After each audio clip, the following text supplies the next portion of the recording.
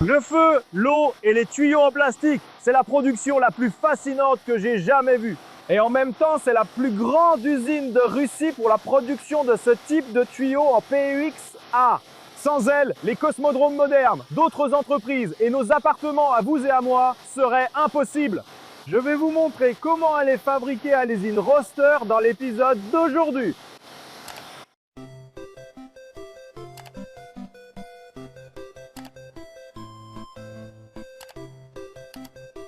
Voici l'usine Roster P à Saint-Pétersbourg. Je vous en reparlerai plus tard, mais d'abord, parlons du tuyau PEX-A. Vous vous souvenez tous de l'époque où l'on utilisait des tuyaux en fonte et en acier pour l'alimentation en eau et en chauffage. Ensuite, ils ont été remplacés par des tuyaux multicouches, flexibles, pratiques, mais peu durables. Le PEX-A est la nouvelle référence. Un matériau qui possède tous les avantages du multicouche, mais sans le métal à l'intérieur, ce qui le rend donc durable. Aujourd'hui, il sert aussi bien dans la construction résidentielle que dans des infrastructures critiques. Par exemple, sur les cosmodromes, où une fiabilité exceptionnelle est essentielle, voici comment le tuyau est fabriqué. Tout d'abord, les composants, les granulés de polyéthylène, le peroxyde et des additifs de protection spéciaux sont mélangés dans des proportions précises et automatiquement envoyés dans la trémie de l'extrudeuse. Dans celle-ci, le mélange obtenu est comprimé, fondu et devient parfaitement homogène. Ensuite, la masse fondue est formée sous pression en une ébauche de tube et envoyée dans une longue chambre de chauffage à une température pouvant atteindre 290 degrés Celsius. Ici, les molécules de peroxyde se décomposent en radicaux libres et arrachent les atomes d'hydrogène des chaînes polymères du polyéthylène. C'est ainsi qu'une structure moléculaire tridimensionnelle se forme, c'est-à-dire ce polyéthylène réticulé. Après la trémie, le tube est entraîné dans un calibreur à vide, où son diamètre extérieur exact est fixé. Ensuite, un refroidissement progressif a lieu dans des cuves spéciales jusqu'à une température de 15 à 20 degrés Celsius. Ensuite, un laser mesure les paramètres du tube produit afin d'exclure tout défaut. Le marquage est appliqué, puis le tube est enroulé et emballé. Cela semble simple, mais à chaque étape, il y a de nombreuses subtilités technologiques. Et l'usine Rosterm est le plus grand fabricant de ce type de produit dans le pays. Mais elle a commencé comme ceci. Plus de 500 personnes travaillent déjà dans l'entreprise. Notre activité a commencé il y a 21 ans. Et l'essence même de notre activité était que nous, comme probablement la plupart des entreprises de notre pays, achetions des produits à l'étranger. Principalement 90% provenaient de l'Europe. Nous importions ces produits en Russie sous notre propre marque et les commercialisions ici. Autrement dit, c'était du commerce pur. Pourquoi ne pas lancer la production ici, en Russie ? Nous sommes capables de rivaliser avec les Européens, voire de produire un meilleur produit, et d'apprendre à le faire, car notre pays a un important passé industriel. L'entreprise a acheté à un partenaire sa première ligne d'occasion pour la production de tuyaux en polyéthylène réticulé, PEXB, pour le chauffage par le sol. Elle a loué, puis 5 ans plus tard, a racheté le terrain de l'usine et construit de nouveaux ateliers. Aujourd'hui, il y a ici 18 lignes modernes et 19 presses à injection. On y produit non seulement du PEX-A, mais aussi d'autres éléments des installations techniques. La capacité de l'entreprise dépasse 120 millions de mètres de tuyaux et 50 millions de raccords par an. Nos produits sont présents dans de nombreux projets. L'île Rouski, Sotchi pour les Jeux Olympiques lors de la préparation, le Palais d'Hiver et le Kremlin. Beaucoup de projets importants comme ceux-ci. Mais aussi dans le secteur résidentiel apparemment, même si cela ne saute pas immédiatement aux yeux, néanmoins dans de nombreux complexes résidentiels, c'est précisément votre produit qui a été installé. Vous n'avez pas fait une estimation ? C'est tout à fait exact, c'est vrai, mais en fait, nous avons estimé qu'une maison sur deux à Saint-Pétersbourg est équipée de nos tuyaux. Dans une maison sur deux, c'est-à-dire que tu entres, et dans un immeuble sur deux où tu entres, nous y sommes présents. Ici, à l'usine, nous avons vu, dans le bon sens du terme, des maniaques de l'automatisation et du contrôle de la qualité. De la vérification des matières premières entrantes et des pièces brutes, jusqu'aux étapes internes et aux produits finis, tout est soigneusement contrôlé par des personnes et des robots.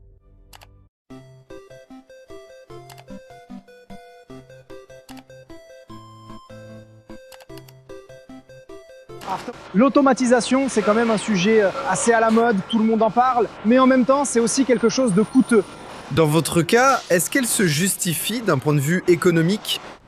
Dans notre cas, l'objectif principal est d'obtenir un produit de qualité. À certaines étapes, ce n'est absolument jamais rentable. Par exemple, avec la vision industrielle installée sur le tuyau. C'est-à-dire que le coût de la vision industrielle et du logiciel avec intelligence artificielle pour chaque ligne est d'environ 10 à 12 millions de roubles. Et pourtant, tu ne rentabiliseras jamais cet investissement. C'est-à-dire que tu peux résoudre ce problème avec une personne de la même manière.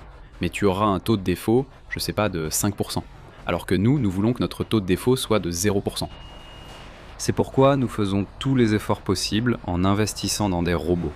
Mais en même temps, bien sûr, les robots, c'est-à-dire qu'ils nous permettent de redéployer un nombre assez important de personnes. Par exemple, dans cet atelier, nous allons redéployer environ 50 personnes. Mais toutes ces personnes seront intégrées dans d'autres processus métiers de l'entreprise, car l'entreprise grandit chaque année. Chaque année, nous avons de nouveaux équipements. Nous essayons de localiser au maximum les produits et la production ici, en Russie. Notre activité commerciale est toujours maintenue. Et aujourd'hui, environ 50% de nos produits sont achetés en Chine et 50% sont fabriqués par nous-mêmes. Et notre objectif est de maximiser la localisation afin que la quantité de produits achetés diminue jusqu'à 0 et que celle des produits fabriqués atteigne un maximum. Ainsi, nous avons développé de nombreux produits intéressants. Par exemple, la fabrication du flexible que nous avons lancé l'année dernière est réalisée en cycle complet. C'est une production unique qui n'existe pas en Russie. Nous appelons cela aussi une retraite industrielle et appliquons le principe des portes ouvertes. Chacun peut venir voir et constater notre production. Cette année, nous recevrons des équipements pour produire des tuyaux stabiles renforcés d'aluminium que personne ne fabrique dans le pays. Nous serons les premiers fabricants. D'ici la fin de l'année, nous disposerons d'équipements pour produire des tubes dans des tubes. C'est-à-dire que nous allons automatiquement poser l'isolation thermique afin que l'installateur sur le chantier puisse travailler plus facilement. Et chaque année, nous acquérons de nouveaux équipements, ce qui nous permet d'élargir au maximum notre gamme de production. Toutes les matières premières entrantes, ces mêmes granulés et additifs dont j'ai parlé, sont d'abord envoyés au laboratoire pour un contrôle de qualité. Nous vérifions les caractéristiques thermiques sur l'équipement DSC. Grâce au pic de fusion, nous pouvons déterminer si le fournisseur de matières premières a utilisé des impuretés ou des additifs. Ceci est notre plastomètre. Nous contrôlons l'indice de fluidité à l'état fondu, l'humidité et la masse des granulés. Si la matière première est conforme, nous donnons l'autorisation de l'utiliser. Le produit fini est également soigneusement contrôlé à l'aide d'un équipement spécial. On la déchire, on la chauffe, on la comprime, on la coupe. On la laisse dans un solvant pour s'assurer qu'elle répond aux exigences de qualité. Des échantillons de référence de chaque lot sont conservés pendant des années dans une archive spéciale afin de pouvoir les vérifier à nouveau en cas de réclamation. Nous sommes arrivés au centre de contrôle qualité automatique, qui effectue un tri intégral des pièces d'insertion. Toute l'automatisation est réalisée à l'aide d'une telle machine. Elle est équipée de 11 caméras. Chaque caméra est réglée sur la partie du raccord que nous contrôlons. En mode automatique, la mesure est prise et comparée aux valeurs initialement programmées dans le système. Si nous disons que cette cote doit être de 1,5, avec une tolérance de, par exemple, 0,1, alors la machine, comprenant que c'est 0,1 en moins, l'écarte vers la gauche, c'est-à-dire du côté des pièces défectueuses. Quand la machine comprend que le raccord est conforme, elle le pousse vers la droite, comme un produit fini. Sur la ligne PEX-A, que j'ai montré au début de l'émission, la qualité du tuyau est automatiquement contrôlée par un laser. Avant l'introduction de ce système, le contrôle était effectué différemment. Il y avait une personne qui regardait, tenait le tuyau tout le temps et vérifiait la surface. Il contrôlait la surface du tuyau au toucher. En fait, oui. Une autre personne contrôlait en continu la surface extérieure du tuyau en temps réel. Une deuxième personne, qui vient du laboratoire, prend des échantillons à intervalles réguliers et effectue des tests en laboratoire. Et le troisième, c'est l'opérateur de ligne, qui vient également chaque heure pour mesurer les paramètres géométriques du tuyau.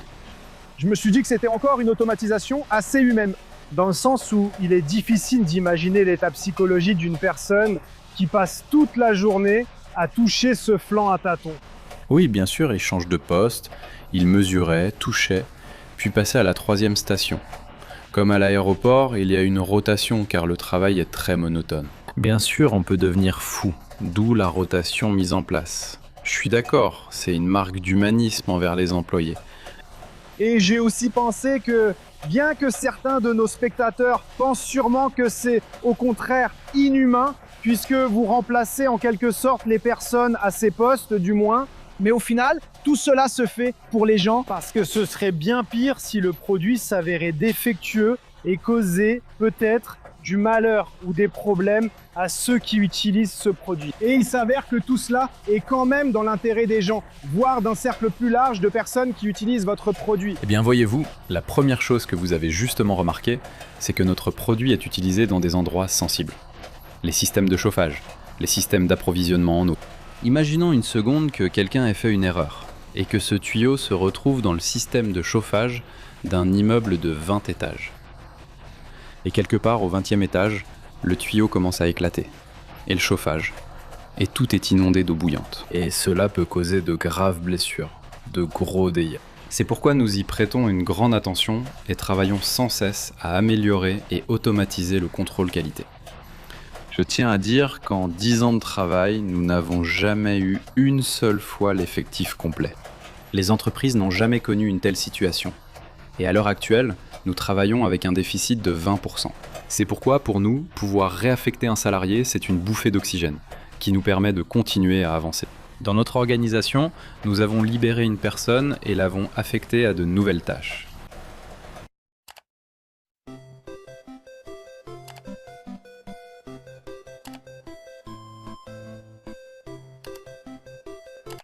Pendant très longtemps, la production européenne était considérée comme la référence, et les Russes eux-mêmes se méfiaient de tout produit national. Aujourd'hui, tout a changé. En Russie, on produit aussi bien et souvent même mieux qu'en Occident.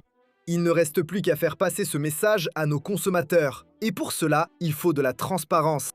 Aujourd'hui, nous voulons montrer au consommateur final, à l'installateur, au concepteur ainsi qu'au promoteur immobilier que le produit russe est de qualité et technologique.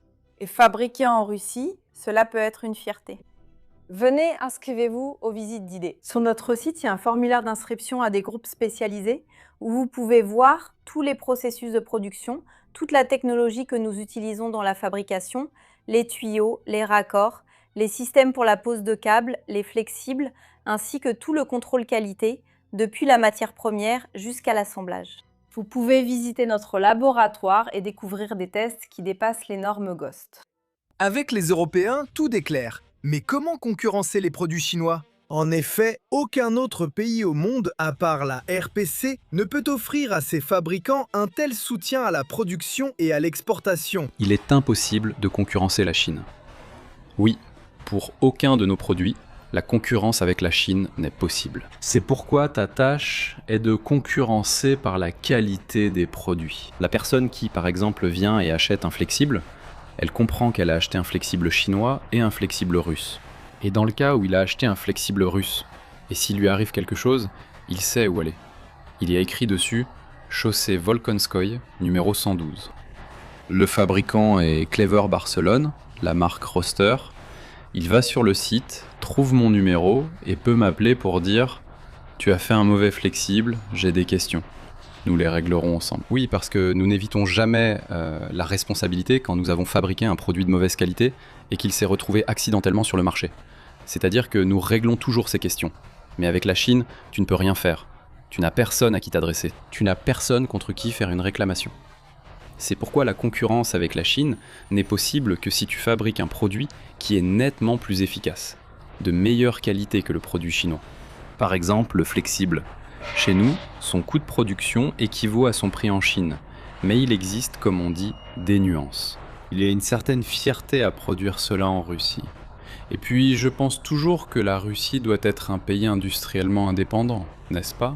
Pour que nous ne nous retrouvions pas dans une situation comme celle dans laquelle nous nous sommes retrouvés lorsque l'opération militaire spéciale a commencé. Quand, comme à Saint-Pétersbourg, en un claquement de doigts, les principaux fabricants de tuyaux ont disparu, c'est-à-dire qu'ils ont fermé les entrepôts à clé, et tous les projets qui étaient en cours de construction n'ont pas pu obtenir de tuyaux. Il n'y avait pas assez de tuyaux produits localement, notamment les PEX-A. Nous avons réussi à répondre à cette demande. Aujourd'hui, beaucoup se tournent de nouveau vers la Chine. Oui, parce que la Chine est moins chère. Et personne ne pense qu'il pourrait se passer quelque chose demain, que la Chine aura de nouveaux intérêts, et qu'ils vendront ses produits, je ne sais pas, disons. En Nouvelle-Zélande, ils auront un marché, et nous ne recevrons plus ces produits ici, ce qui posera un nouveau problème. C'est pourquoi je soutiens la sécurité industrielle. Je suis toujours heureux quand un nouveau site de production ouvre. Je suis toujours fier de tous les producteurs nationaux. Et chaque fois que j'ai le choix entre prendre des produits nationaux ou non, je choisis toujours les produits nationaux. Et tout de même, notre entreprise d'État. Est-ce que l'État vous aide concrètement ou pas? Vous savez, pendant cette période, il y a eu beaucoup d'étapes. Parfois il y avait de l'aide, parfois il n'y en avait pas, et parfois il y avait une aide très active. Disons que pendant la dernière période, c'est-à-dire cette dernière année, nous avons constaté un affaiblissement maximal de l'aide de la part de l'État. C'est-à-dire que, par exemple, certains crédits subventionnés, ciblés pour la construction ou l'achat d'équipements ont disparu. Oui, ils sont désormais très rares et localisés. Par exemple, dès que la pandémie et l'opération militaire spéciale ont commencé, il y a eu une aide très importante, vraiment colossale. Nous avons pu, pendant cette période, construire un plus grand nombre d'ateliers. Nous avons pu acheter une quantité assez importante d'équipements. Nous avons pu reconstruire les chaînes logistiques qui avaient été détruites à cause du début de l'opération militaire spéciale. Les réorganiser grâce aux crédits accordés par l'État. Parce qu'auparavant, le délai de livraison des matières premières était, d'1 ou 2 semaines, alors qu'aujourd'hui, il prend 4 à 5 mois. Et tout cela représente des coûts supplémentaires, car personne ne te livre de matières premières sans paiement d'avance. Donc, il faut aussi produire les matières premières à l'intérieur de la Russie. Tout à fait, il faut produire les matières premières en Russie, et nous avons là-bas un partenaire clé, la société Sidur, avec laquelle nous travaillons sur notre produit principal. Par exemple, le polypropylène est désormais produit uniquement en Russie, remplaçant totalement l'importation. Nous fabriquons aussi des tuyaux en polyéthylène réticulé. Malheureusement, la matière première est produite en Europe, et à ce jour, on n'a pas encore appris à la produire en Russie. Mais toutes ces complications liées au fait qu'elle est soumise aux sanctions nous poussent et nous obligent à mener nos propres recherches scientifiques. Depuis 3 ans, nous menons un travail scientifique complexe et arrivons à la phase finale, où nous commencerons à produire la matière première pour les tuyaux en polyéthylène réticulé. Je vois que votre entrepôt est rempli de produits, et il y a aussi beaucoup de produits à l'extérieur. En même temps, il y a beaucoup de mouvements. Des camions arrivent, sont chargés, puis repartent, donc on voit bien que la vie continue. En même temps, nous savons que l'industrie russe, en ce moment, c'est pas très facile, parce qu'il y a des difficultés objectives, une période difficile. De votre point de vue, du point de vue de votre production, à quoi ressemble la situation? Après tout, vous travaillez avec le secteur du logement, c'est votre principal client. Nous savons que ce n'est pas facile pour lui, mais nous voyons une bonne activité. En réalité, ce ne sont pas les meilleurs moments en ce moment, mais si l'on se souvient de notre activité de production, qui a commencé il y a 11 ans, il n'y a jamais vraiment eu de meilleurs moments. Voilà, nous avons toujours traversé des péripéties intéressantes qui nous ont constamment poussés à aller de l'avant dans notre développement. À l'heure actuelle, cette année ne fait pas exception, car au cours de cette année, et même de l'avant-dernière année, nous avons pris la décision de développer la production. Nous terminons actuellement la phase de conception, et l'année prochaine, nous devrions commencer la construction d'un nouveau complexe de production, qui sera situé sur un terrain de 7,5 hectares. Et environ 35 000 m² seront directement consacrés aux espaces de production. En plus de cela, nous avons prévu de nouveaux projets liés à la production locale de produits en laiton, que nous utilisons activement dans notre travail. Et à la production locale d'autres produits que nous importons de Chine. C'est pourquoi nous voyons tout ce qui se passe de manière très positive, car notre philosophie est de produire un produit de très haute qualité, doit apparemment coïncider avec l'idéologie des consommateurs. Je tiens à souligner que lorsque le consommateur final russe ou même le promoteur choisit un tuyau et un raccord nationaux, il participe au développement des technologies russes, au développement de la production russe. Et j'aimerais que fabriquer en Russie soit une formule dont on soit fier. Produisez russe, achetez russe, aimez les produits russes. Et alors, aucune sanction ne nous fera peur. Nous remercions l'usine Rosterm pour la visite et nous lui souhaitons de nouveaux succès. Abonnez-vous à la chaîne et à Vremyav Pered pour savoir comment la production se développe en Russie.